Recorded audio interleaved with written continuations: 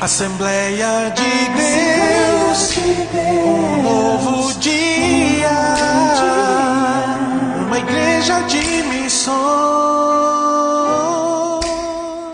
Eu e você somos milagres.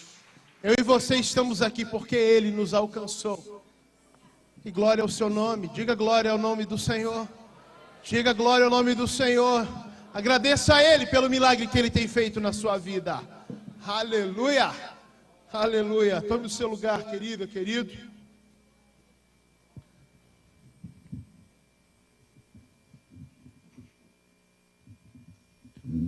O salmista disse isso também. Se não fosse o Senhor, há muito já teríamos sido engolidos, vivos, por aqueles que desejam a nossa vida. Nós somos um milagre. É o Senhor que nos tem alcançado. E bendito seja o seu nome para todos sempre. Amém.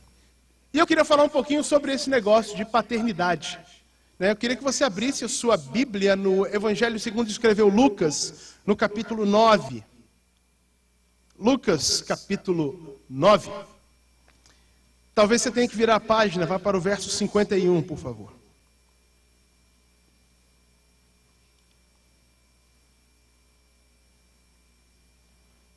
Lucas 9, a partir do verso 51, diz assim a palavra de Deus. Aproximando-se o tempo em que seria elevado ao céu, Jesus partiu resolutamente em direção a Jerusalém e enviou mensageiros à sua frente. Indo estes, entraram num povoado samaritano para ali fazer os preparativos. Mas o povo dali não o recebeu, porque se notava em seu semblante que ele ia para Jerusalém. Ao verem isso, os discípulos Tiago e João perguntaram: Senhor, queres que façamos cair fogo do céu para destruí-los? Mas Jesus, voltando-se, os repreendeu, dizendo: Vocês não sabem de que espécie de espírito são. Pois o Filho do Homem não veio para destruir a vida dos homens, mas para salvá-los. E foram-se para outro povoado. Amém? Até aí. Muito bem. Esse é um trecho muito interessante das Escrituras, que retrata mais um episódio entre Jesus e samaritanos, né? E aqui Jesus estava bem disposto a estar no meio dos samaritanos. Ele realmente estava indo para Jerusalém, estava se aproximando os dias em que o desfecho daquela história toda, né, de que o filho, a semente da mulher, pisaria a cabeça da serpente, estava para acontecer. E Jesus morreria naquele fim de semana. Assim, estavam se aproximando os dias em que aquilo ia acontecer. E Jesus está indo para Jerusalém, ele tem que passar por Samaria, né? Da mesma forma, quando a outra vez ele estava voltando de Jerusalém, indo para Galiléia, era necessário passar por Samaria, e os samaritanos não gostavam dos judeus, e os judeus tampouco dos samaritanos, e eles tinham essa rixa, um negócio muito esquisito, e etc. Bem, os samaritanos, então, não receberam Jesus, e o pessoal tinha andado com Jesus, né, os discípulos ali já convivendo com Cristo, naquele tempo, viram grandes milagres acontecerem, entendiam muito bem que Jesus era Filho de Deus, e se revoltaram. Os discípulos ficaram muito bravos. Como é possível? A gente está indo para adorar e tal. Esses impuros samaritanos não nos permitem ir para Jerusalém para celebrar a Páscoa. É assim? Senhor, vamos fazer um acordo aqui. O Senhor dá autorização. Se o Senhor chancelar, a gente vai fazer um clamor agora aqui. E igualzinho aconteceu com Elias. E não é Elias lá no Monte Carmelo, não. É Elias, né, também no Monte Carmelo, mas não aquele encontro com os profetas de Baal. É Elias sendo chamado à presença do rei Acabe. E naquele episódio, Elias, né, os homens iam para prender Elias e falavam: Homem de Deus, desce. Ele dizia: eu sou homem de Deus, então que consuma você, o fogo do céu desça, consuma você e seus homens. O fogo do céu descia, consumia, né, todo toda a tropa. Isso aconteceu 3 vezes. E é disso que os discípulos estão falando. E eles estão muito bravos com os samaritanos. Gente ruim, gente que já não vale nada, entra aqui o grande Messias e vocês não querem? Senhor, é nós. A gente sabe resolver isso aí. A gente vai fazer uma oração, vai descer fogo do céu, consome todo mundo. E aí essa raça todinha vai ver quem é que manda nesse negócio. Né? Todo mundo, o Senhor vai ver como é que vai vir um por um ajoelhado, pedindo misericórdia, né? Entregando a sua vida, te reconhecendo. E Jesus olha para eles e fala, rapaz, né? Na linguagem de hoje, quem está aí? Né? Quem está aí? Vocês não sabem que espírito que vocês são, não. Não sabem. Porque o Filho do Homem não veio para isso, não. Não veio para matar ninguém, não. O Filho do Homem veio para dar vida. Bem, aqui na nossa vida terrena, ninguém pode escolher os seus pais, né? Tem muita gente que diz isso, né? Pai a gente não escolhe. Pois é. E tem uns, né? Meu pai gostava de dizer isso. Né, que a criança nascia e aí falava assim, é a cara do pai, meu pai dizia, né? O importante é ter saúde. Né? O importante é ter saúde. Né? Porque pai a gente não escolhe, a gente quer ser mais bonito, né? Mas às vezes a genética não ajuda. Tem uns que se beneficiam da genética, outros nem tanto. Porque os nossos pais a gente não escolhe, né? Não dá para escolher. Agora, quando a gente fala de paternidade espiritual, filiação, essa relação de paternidade e filiação, é uma decisão pessoal, é uma escolha do filho. Você escolhe de quem você quer ser filho, espiritualmente falando. João, capítulo 1, verso 12, diz assim, aos que receberam Jesus, aos que creram em seu nome, a esses deu-lhes o direito de serem feitos filhos de Deus. Então, aqueles que receberam Jesus, aos que creem no nome de Jesus, a estes é dado o direito de serem filhos de Deus. É uma decisão deles. Eles escolhem que querem ser filhos de Deus. Olha só, alguém, né, talvez possa me perguntar, pastor, mas isso está meio estranho, né? Não é todo mundo filho de Deus? Olha só, houve um tempo, logo no início da nossa história humana, em que nós andávamos juntos de Deus. Andávamos bem pertinho, num relacionamento de intimidade, de profundidade. Mas por nossa própria decisão, que foi uma rebelião, nós voltamos as costas para o Criador, para andar, nós pensávamos sozinhos. Né? A gente achou que ia andar sozinho e que ia arrebentar. E o fato é que, na verdade, nós passamos a estar acompanhados do pecado, porque o pecado se assenhorou de nós, se entranhou em nós, e a gente não andava sozinho do jeito que a gente achava que ia andar. Então nós viramos as costas para Deus e nos tornamos escravos do pecado. Bem, Deus respeitou essa nossa decisão.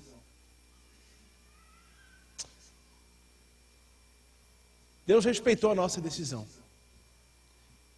Evidentemente, ele emitiu um castigo, ele emitiu uma sentença de castigo sobre nós, que seria a separação dele pelo resto dos nossos dias, pelo resto da nossa existência, e nós fomos criados para sermos eternos. E a isso dá-se o nome de morte, é a separação eterna de Deus. Não é só a morte física, porque a parte que nós temos que é imaterial, ela continua existindo e continua separada de Deus aqueles que não receberam Cristo em sua vida, como nós vimos aqui.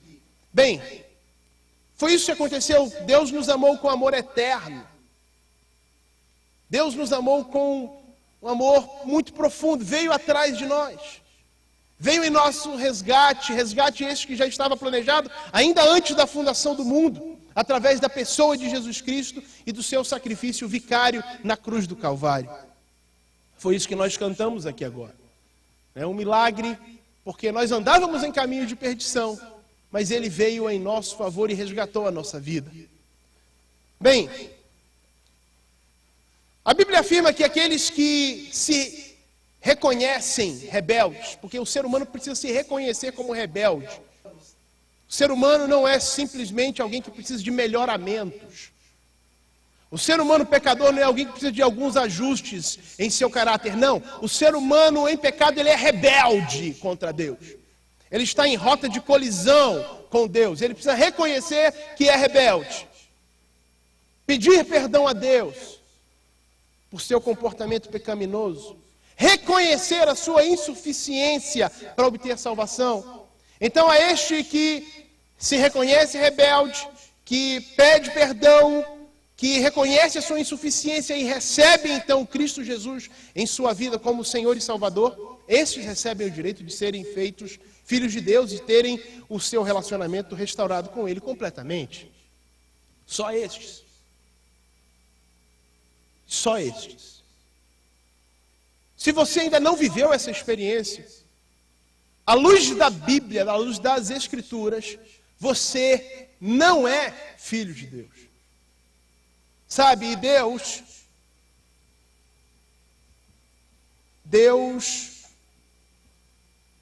age de forma muito particular com seus filhos.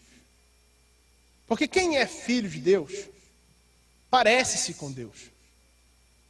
Quem é filho de Deus, tem características de Deus em si. O seu caráter está sendo moldado ao do Pai novamente. Os que são filhos de Deus. Então, não é todo mundo que está andando por aí que é filho de Deus, não.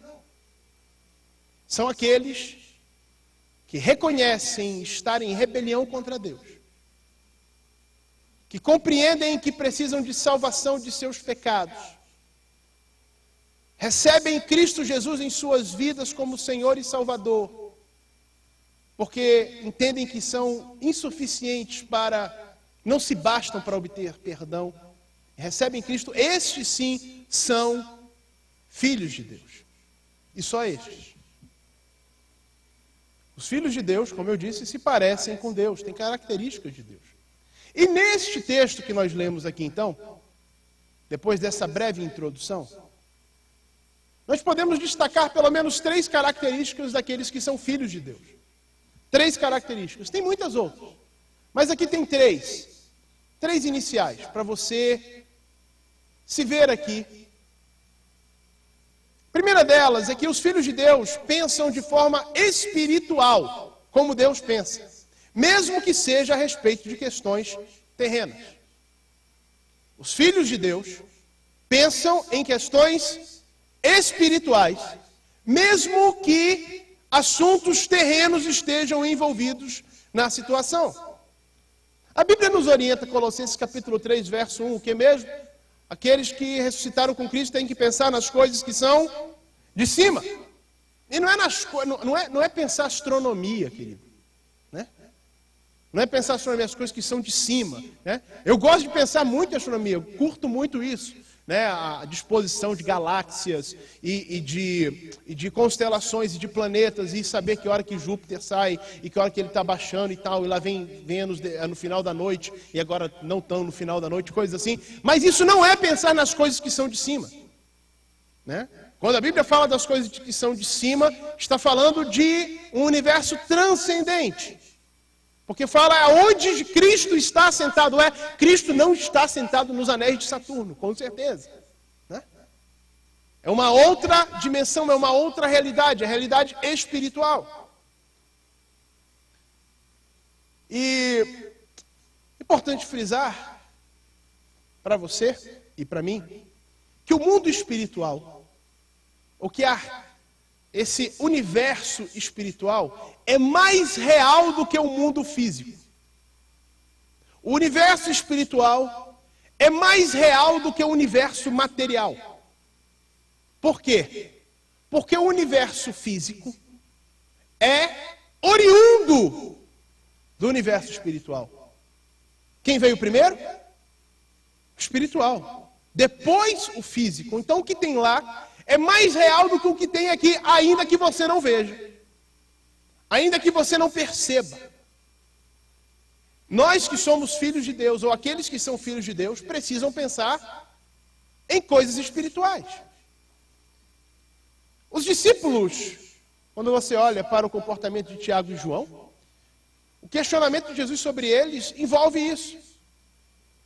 Eles estão olhando meramente o universo físico. Estão olhando simplesmente o comportamento dos samaritanos. Estão percebendo apenas as rixas que existem entre samaritanos e judeus e por isso então recebem a provocação, né? Até porque na cabeça deles o pensamento dos discípulos como um todo tinha muito a ver com a restauração de Israel.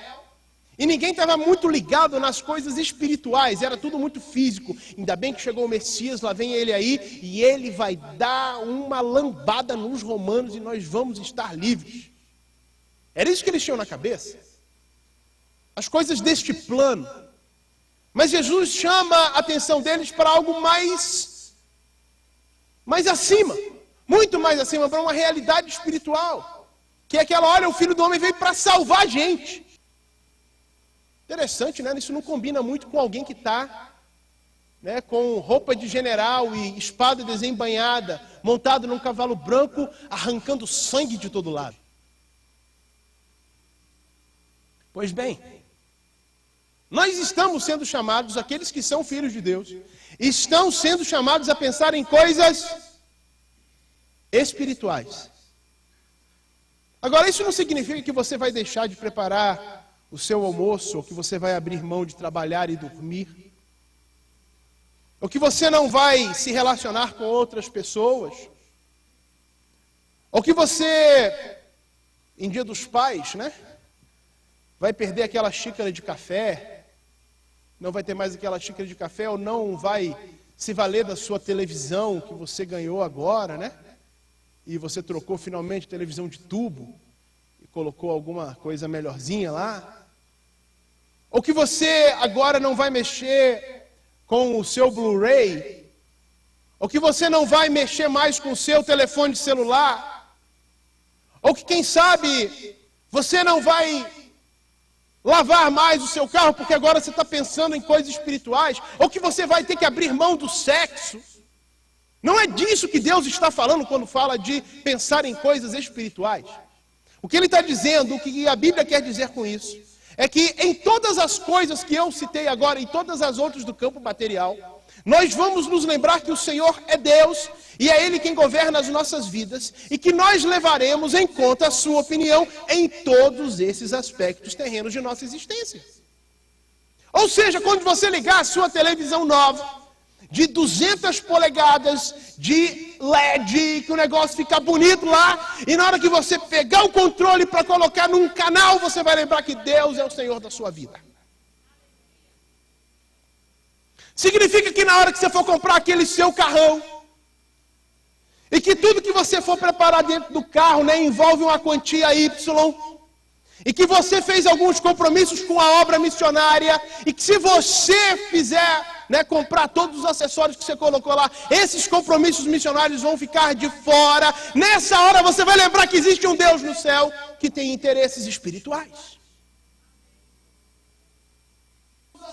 Significa que com as pessoas com quem você vai se relacionar na rua, ou dentro da igreja,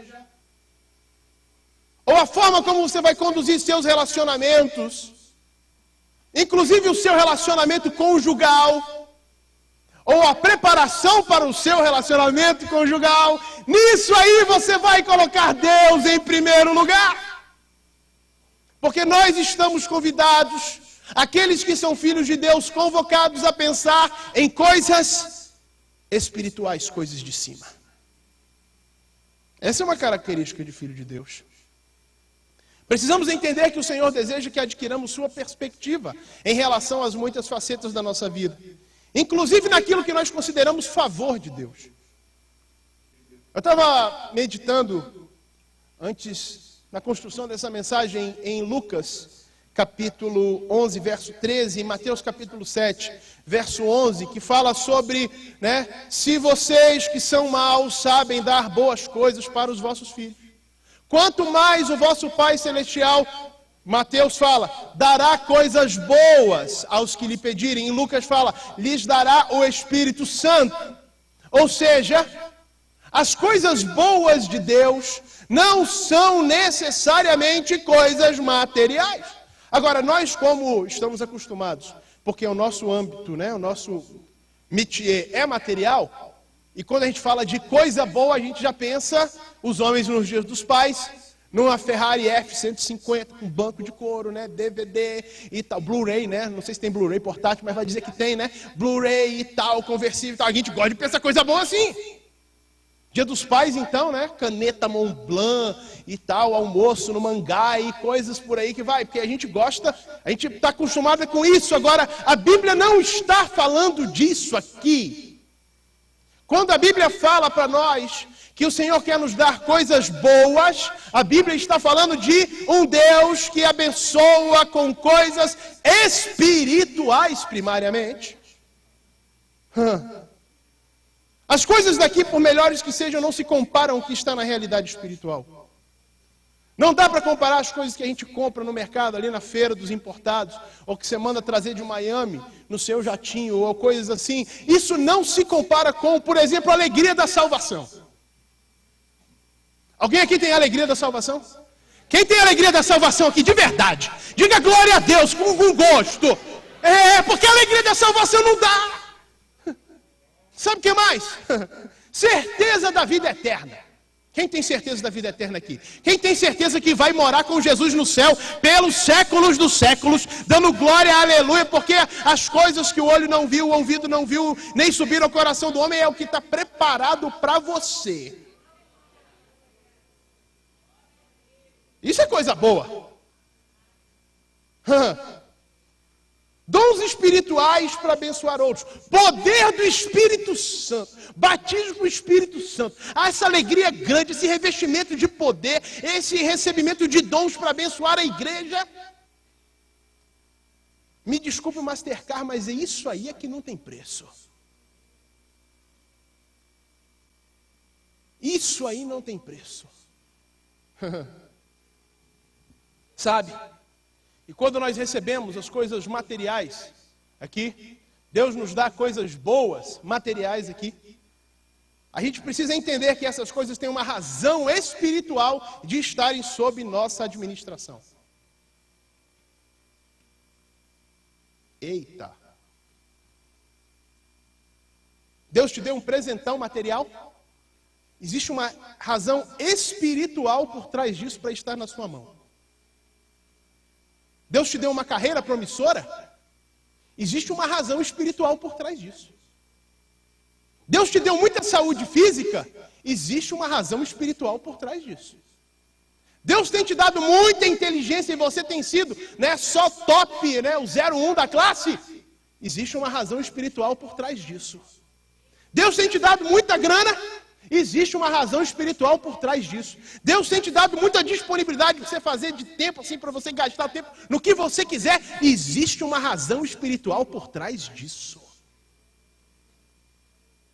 E é disso aqui que Tiago fala, né? Quando a gente percebe isso, olha só como é que muda o prisma. Quando Tiago fala assim, quando vocês pedem, vocês não recebem, pois pedem por motivos errados para gastar em seus prazeres. É porque a gente não está conseguindo perceber que as coisas boas de Deus são espirituais e têm razões espirituais para acontecerem. Talvez você ainda não tenha recebido o presentão do papai que você quer, porque você ainda não está à cara do papai. Você ainda não está entendendo o que o papai quer. E se você quer ter cara de Deus, você precisa pensar como Deus pensa.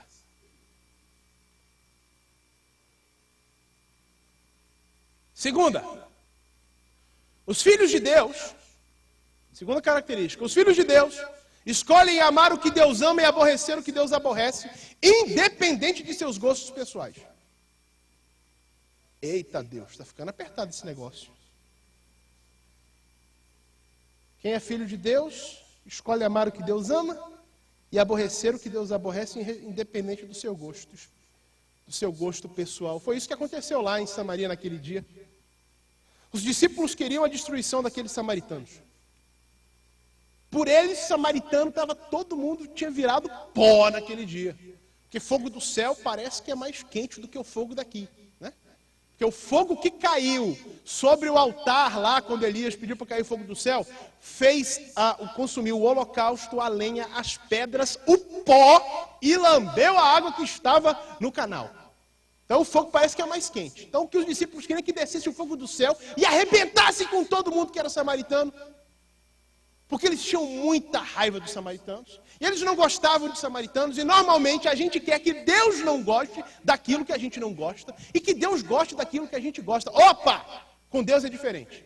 Filho de Deus ama o que Deus ama e aborrece o que Deus aborrece. Independente se ele gosta do trem ou não. Muita gente hoje que se identifica como filho de Deus, bate no peito e diz que é filho de Deus, e que é assim com Deus e que papeia com Deus todo dia, despreza o que Deus ama e ama o que Deus aborrece. Não é filho de Deus. Não tem cara de papai. É gente que gosta de relacionamento descartável, quando na verdade Deus gosta de relacionamentos de aliança. É gente que busca do próprio interesse, busca agradar-se, independente de qualquer coisa, passa por cima de quem quer que seja, quando o que Deus quer é que nós demos a vida pelos irmãos. Esquisito, né? É gente que está em busca de ajuntamentos funcionais. Coisas que funcionem bem, quando na verdade Deus quer a constituição de lares saudáveis e abençoadores para essa sociedade. É isso que Deus quer. É gente por aí que busca o ajuntamento, o crescimento de tesouros aqui. Quer expandir o seu reino, quando o que Deus quer é que os seus filhos alastrem o reino dele. Mas se dizem filhos de Deus. E é para essas pessoas que Jesus pergunta: você sabe de que espírito que você é?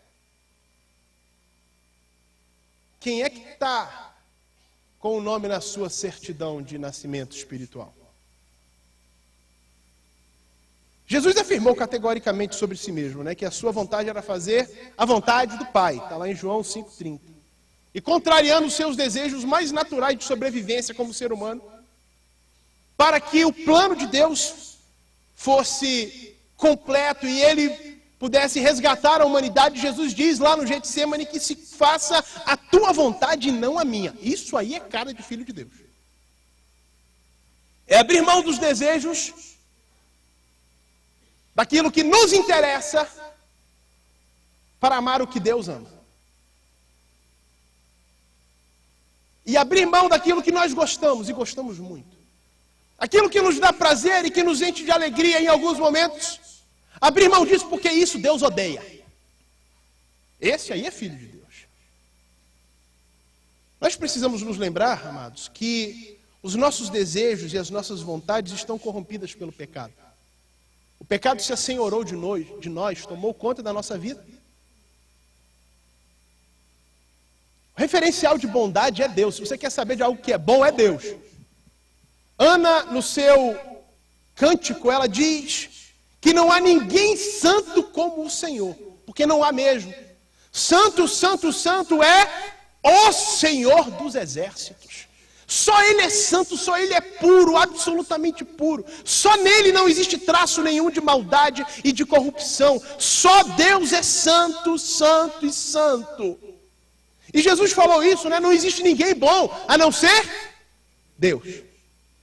Então você, às vezes, e eu também, né? Nós queremos comparar bondade a partir de nós mesmos, de como nós somos, de como nós temos agido, ou de como fulano age em relação a cicrano, né? Porque se ele age daquela forma, né, eu agiria diferente, né? Eu poderia até ser mais misericordioso, um pouquinho só, né? Mas Deus é que é santo e Deus é que é bom. O resto é resto.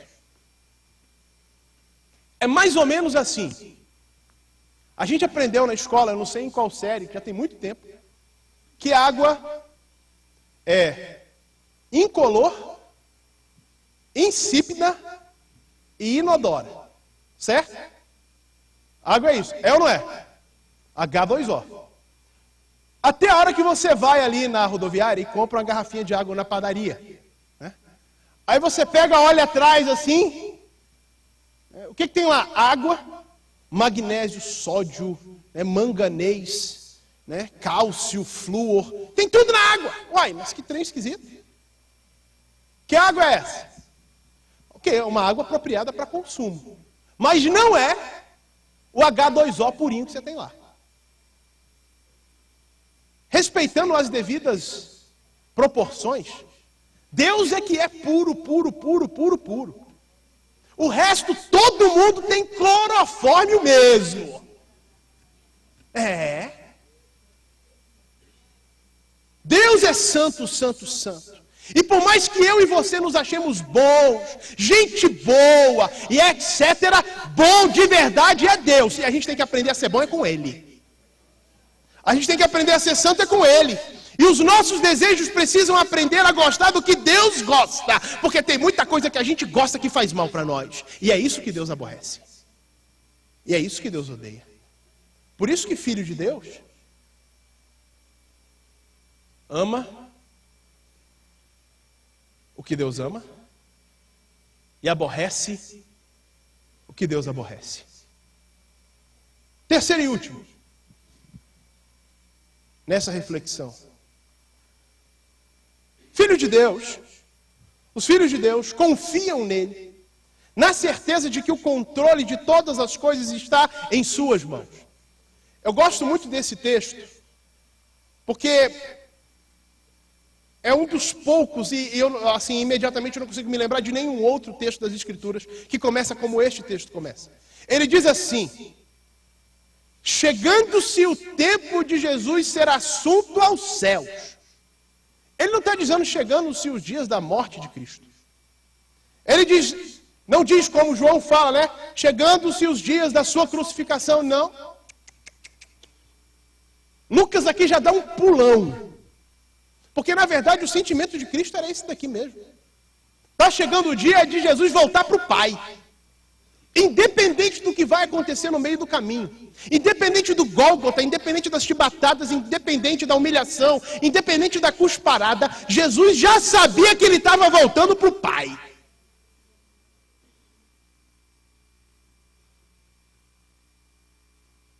Filho de Deus, confia nele, na certeza de que o controle de todas as coisas está em suas mãos. O Altíssimo Deus não perde o controle de absolutamente nada. Sabe, quando a gente é pequeno, a gente gosta tanto dessa ilustração em relação a Deus. Você pega as crianças menores, as bem pequenininhas mesmo, as que têm 1 ano, 1 ano e meio, 9 meses, assim, os que já caminham com 9, 10, 11 meses, assim, Você fala assim, o papai bota ele em cima da mesa e fala, pula, o cara pula. O bichinho é doido. Ele não quer nem saber. E se o papai fala, vai lá, pega aquele fio lá, ele pega o fio, Pega o fio lá, ele vai lá e mete a mão e traz o fio para o pai. Ele não quer saber se está na tomada, se tem corrente, se era alternada, se é não está nem aí. Se é contínua. Ele vai lá e pega. Ele acredita em tudo que o pai diz, Tudo que o pai diz dele, ele acredita. Eu lembro quando eu era garoto, uma vez a gente foi em Caldas Novas, na pousada do Rio Quente. E eu era muito molequinho ainda. E lá na pousada, eu não sei se tem milhões de anos que eu não vou na pousada, tinha uma piscina lá que era de pedra, assim, bem rústica. E meu pai mergulhava e pegava qualquer coisa no fundo e trazia e me dizia assim, isso aqui era de Noé. Isso aqui foi Noé. Aí ele trazia, na época, a latinha de refrigerante, abria de frente, tinha um negócio que parecia um anel. Lembra disso? Não. Claro que você vai dizer que não lembra. Tinha um anel. Aí meu pai trazia de lá e dizia assim, esse aqui foi um anel que a mulher de Noé usou no dia do dilúvio. Caramba, pai! Porque filho acredita. E se o pai diz para ele, você é o cara mais especial do mundo, filho se enche.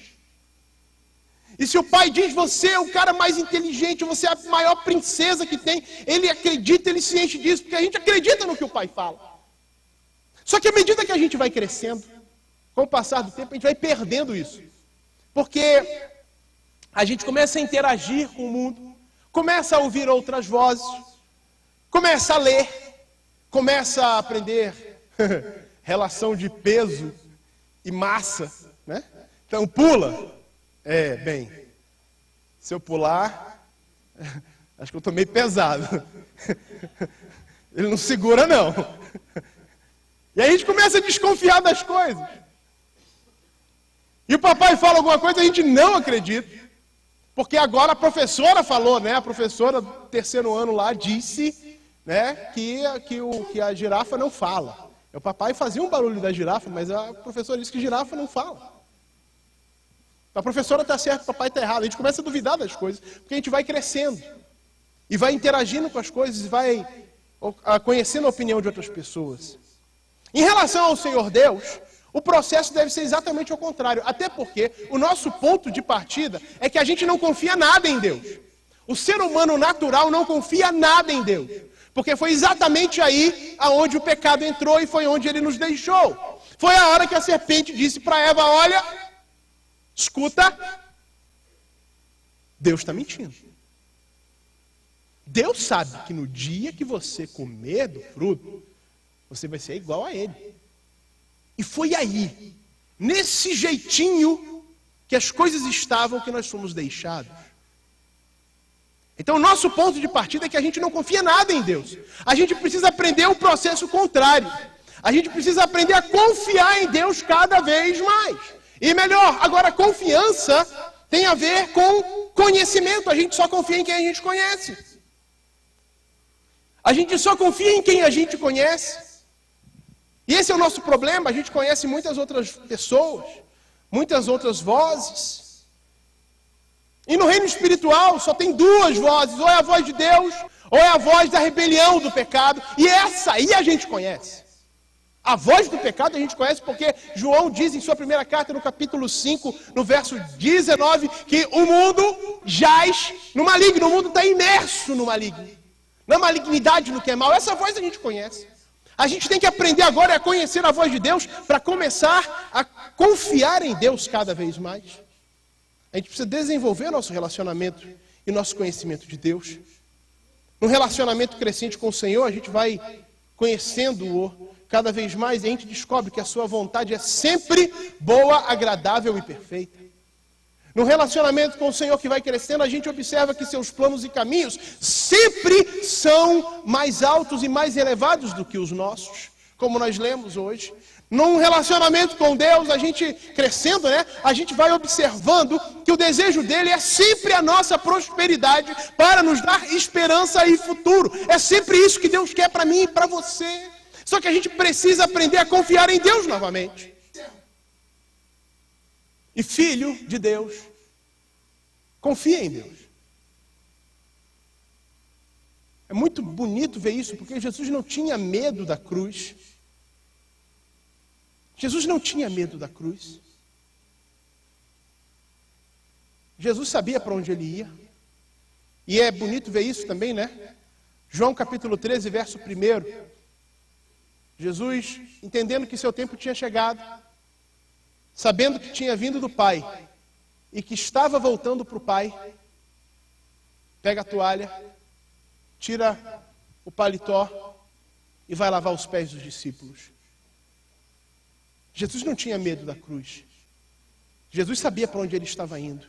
Jesus se entregou completamente nas mãos de Deus porque confiava em Deus. E é isso que eu e você precisamos aprender.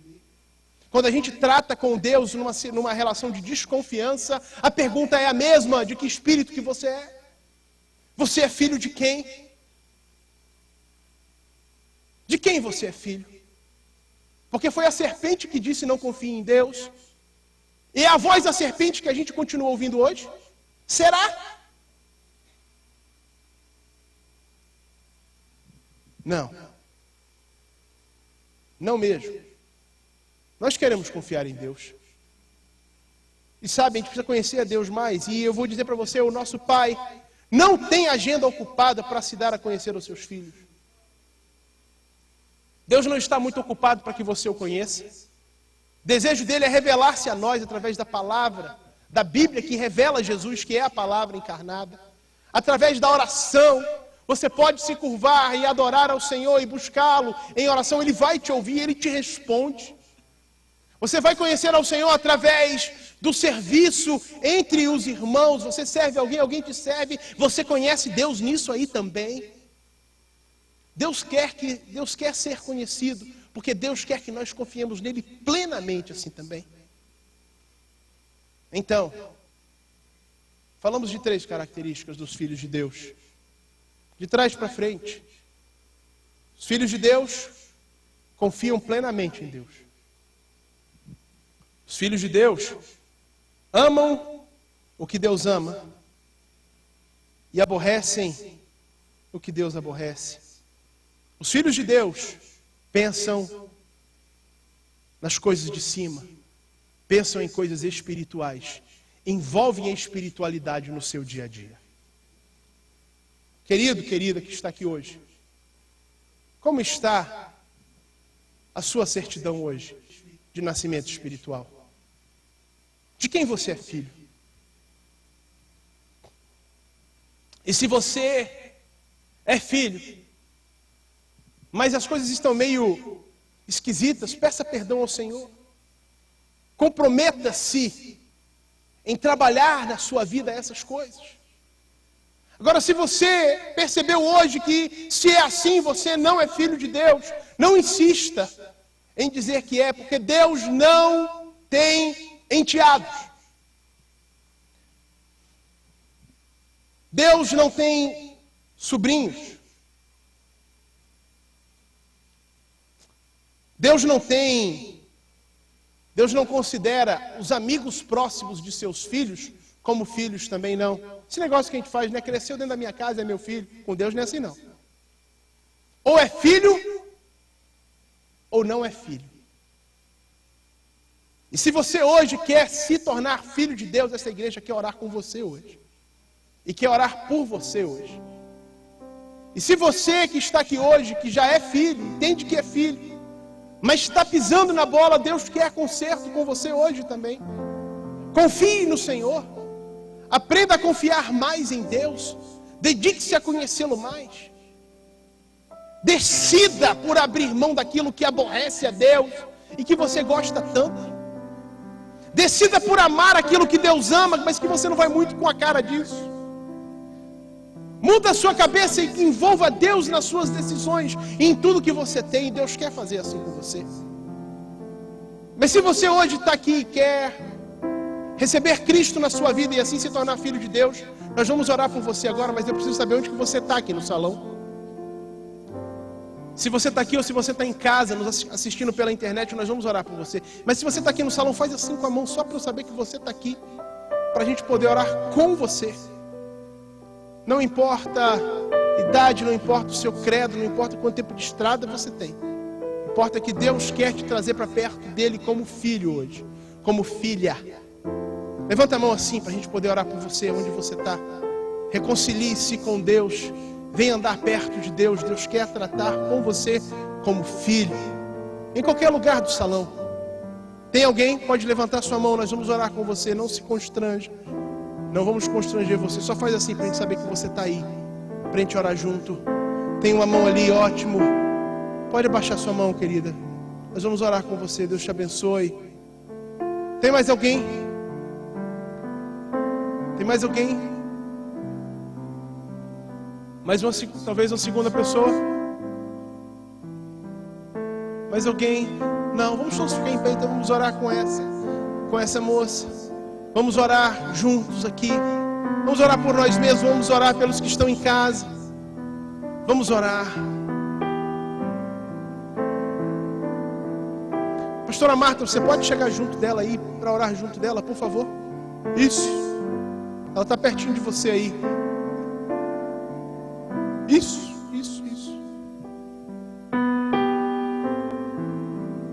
Vamos orar por ela e vamos orar por nós, Senhor Deus. noite de Dia dos Pais, temos refletido sobre o nosso relacionamento contigo. Relacionamento de filhos, como deve ser. Ó Deus, e essa moça aqui dentro deste salão, e talvez outras pessoas nos acompanhando pela internet, ou até aqui mesmo dentro, estão se entregando a Ti, reconhecendo seu estado de rebelião contra o Senhor, reconhecendo que são pecadores, reconhecendo sua insuficiência para serem salvos, e dedicando suas vidas ao Senhor Jesus Cristo para a salvação. Nós queremos te pedir, Senhor, resgata-os, traz com tua mão forte e poderosa, renova-lhes a mente, renova-lhes o espírito, dá-lhes graça, para que sigam andando como filhos teus. E a nós também, Senhor, que aqui estamos neste lugar, nesta noite, continua ministrando ao nosso coração, porque nós queremos realmente estar identificados contigo. Nós queremos pensar nas coisas espirituais. Nós queremos ver as coisas do ponto de vista espiritual. Nós queremos ver a tua ação em todas as coisas. Nós queremos, Senhor, amar o que o Senhor ama de verdade. Espírito Santo, move isso em nós. Senhor, nós queremos abrir mão das coisas que o Senhor não gosta. Nós queremos fazer isso, e nós vamos fazer isso para a glória do teu nome. Porque importa que o Senhor cresça e que a gente diminua. Ó Deus, queremos confiar mais e mais em Ti, então revela-te a nós. Espírito, nos incomoda para que Te conheçamos mais, para que estejamos mais perto do Teu coração, e para que a Tua glória, Senhor, se revele em nós sempre. Em nome de Cristo Jesus é que nós choramos agradecidos. Amém, amém e amém. E glória a Deus. Quem diz glória a Deus? Glória a Deus. Permaneça em pé, vamos cantar uma canção, encerrando este nosso culto, com muita alegria, com muita disposição, com um sorriso nos lábios, porque quem tem a alegria da salvação, age diferente, é ou não é? Quem está alegre com a salvação em Cristo Jesus? Quem está alegre porque vai morar no céu? Quem está alegre porque o Senhor tem um plano se cumprindo na sua vida? Então vamos celebrar ao Senhor, vamos embora, Isaac. Aleluia. Vamos celebrar e adorar ao Senhor. Oh, quão bom e quão suave viver em comunhão. Adora o Senhor com as suas palmas. Eu queria que enquanto nós estivéssemos louvando, você cumprimentasse pelo menos 5 pessoas do lado de vocês aí. Se você quiser cumprimentar uma pessoa que está do outro lado, fique à vontade. Aleluia. Vamos aproveitar esse momento. Oh, quão bom e quão suave viver em comunhão com meus irmãos, com meus irmãos. Oh, quão bom e quão suave Viver em comunhão com meus irmãos, com meus irmãos. A casa está cheia da sua glória, tem muita bênção, tem muita vitória. A hipocrisia ficou lá fora, e a falsidade mandamos embora. É muita festa aqui na casa do Senhor. Ó quão bom e quão suave viver em comunhão com meus irmãos, com meus irmãos. Ó quão bom e quão suave viver em comunhão com meus irmãos. A casa cheia da sua glória, tem muita bênção, tem muita vitória. A hipocrisia ficou lá fora, e a falsidade mandamos embora. É muita festa aqui na casa do Senhor. Oh, quão bom e quão suave viver em comunhão. Aleluia! É maravilhoso estarmos na casa de Deus, celebrando a nossa comunhão. Oh, quão bom e quão suave viver em comunhão com meus irmãos, com meus irmãos. Oh, quão bom e quão suave viver em comunhão com meus irmãos, com meus irmãos. A casa cheia da sua glória, tem muita bênção, tem muita vitória. A hipocrisia ficou lá fora, e a falsidade mandamos muita festa aqui na casa do Senhor. Com bom e com suave, viver em comunhão com meus irmãos,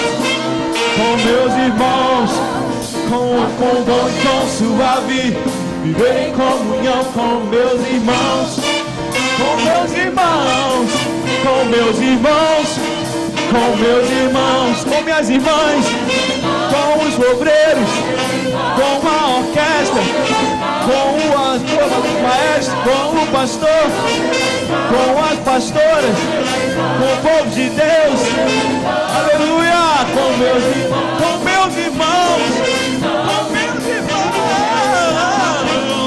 com bom e com suave, viver em comunhão.